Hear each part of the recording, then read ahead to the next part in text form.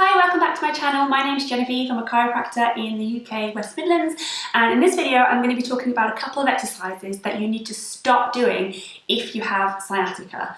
They are exercises that just do not make sense if you actually do have true sciatica. I'm going to talk a little bit about sciatica, what causes it, and why these exercises are so bad if you do have sciatica, and then I'm going to go through a few exercises that you can try instead.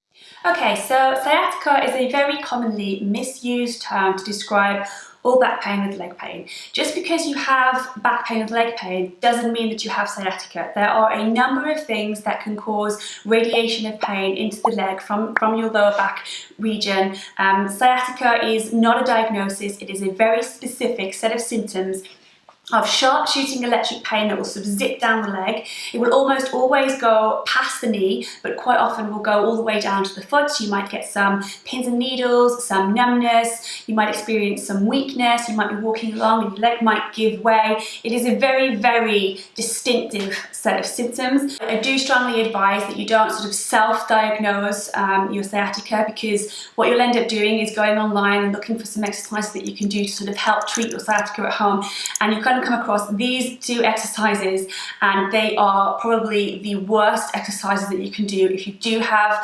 sciatica. They just don't make sense at all based on the mechanism of what causes sciatica. These particular exercises are just awful if you have got a lumbar disc problem.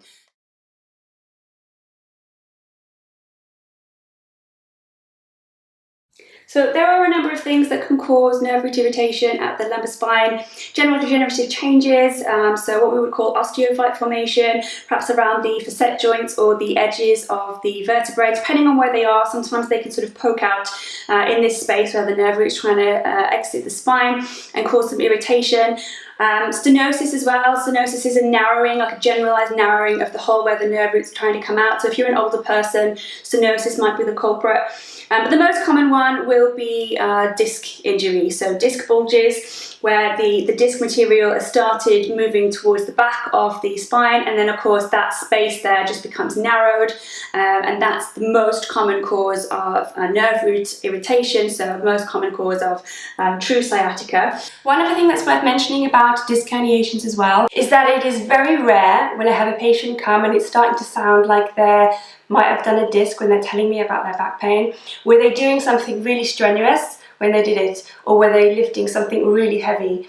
Every single time they were doing something really minor that you do every day: vacuuming, sweeping, loading the washing machine, getting in and out of a car, lifting your very lightweight toddler out of a high chair. These are the things that people were doing when their back just went. It has got nothing to do with the weight of what you lifted, and they always say, but all I did was this. It wasn't even that heavy. It doesn't matter. You need to forget this idea that it has anything to do with the weight of what you lift that makes your back go. It is only to do with the position you are in when you try to bend and lift things. They did a study on spinal units to see how much force the spinal unit could withstand before failure. Now, a spinal unit is two vertebral bodies with a disc in between.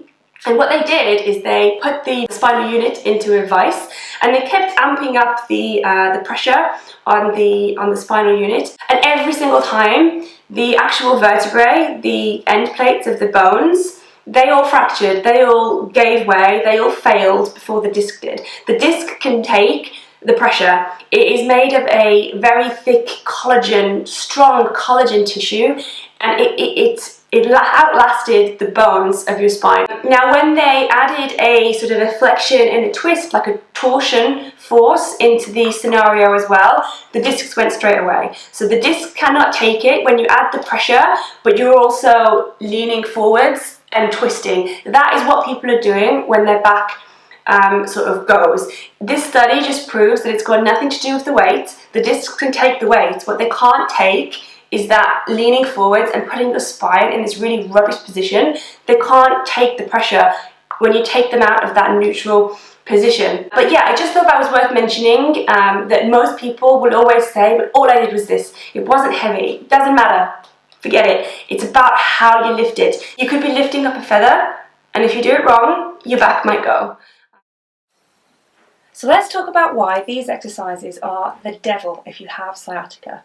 If you look at my demonstration in the video, you can see that with the knees fully flexed up towards the chest, the lumbar spine will also be flexed forward, so there will be that pressure on the front of the disc pushing the disc material towards the back where the nerve roots are exiting. So we've already got that first movement that is not good for the discs.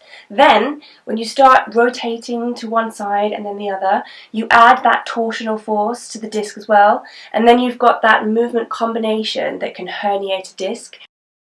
Getting prescribed these exercises if you've got sciatica just doesn't make any sense. They're giving you exercises that are making you do the exact movement that herniates a disc.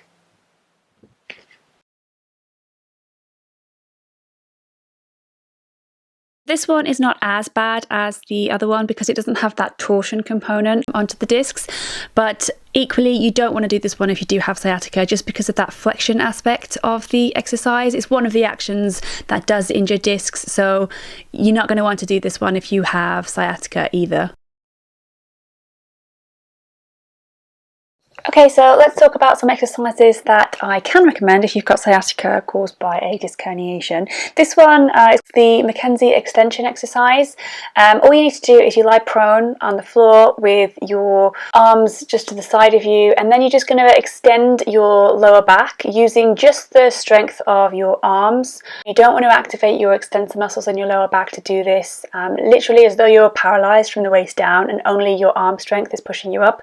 What you don't want to do is do this cobra pose. It's just too much extension. You're going to end up causing some irritation in your facet joints in the lower back. You don't need to do this, and it's not going to make the exercise any more effective.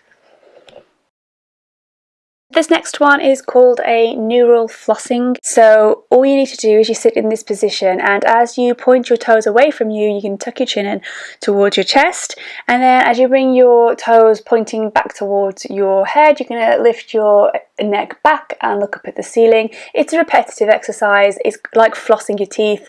You're trying to floss the nerve through all of those nerve tunnels, through the nerve bed, and sort of remove any of those sticky adhesions that might cause irritation and restriction to the nerve. This last one is a nice, gentle and small mobilization exercise for those lower segments in the lumbar spine. Similar to the Mackenzie one at the start, you're just doing like a gentle sort of extension, rocking motion of the pelvis.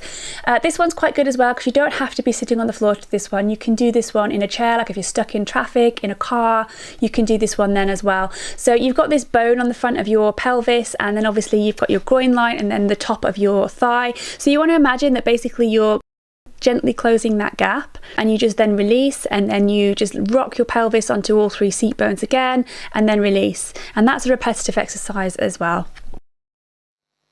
So I hope you liked this video and found it useful. Please stop doing these exercises that you can so easily find online for treatment of sciatica.